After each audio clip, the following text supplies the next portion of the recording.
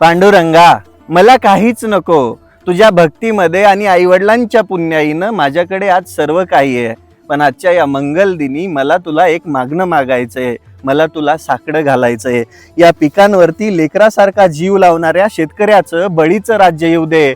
इथल्या व्यवस्थेला, इथल्या सरकारला सांग, शेतकरी सर्वोच्च आहे, शेतकऱ्याला जपायला. निसर्गाला सांग, सारखाच का शेतकऱ्यांवर बरसतो रे? कधी शेतकऱ्यांच्या हितासाठी पण प्रयत्न करना. निसर्गाला सांग, शेतकऱ्यांना साथ द्यायला. पांडुरंगा, तुला माहितीये, तुझ्या वारीमध्ये अखंड तुझी सेवा करणारा वारकरी म्हणजेच शेतकरी ना रे. मग त्या शेतकऱ्यांकडे थोडं लक्ष द्यायला सांग. पांडुरंगा, तू लक्ष नाही दिलं तर आम्ही कोणाकडे बघायचं? या वारीमध्ये अखंड तुझी सेवा करणाऱ्या सर्व भाविकांना आषाढी एकादशीच्या हार्दिक शुभेच्छा.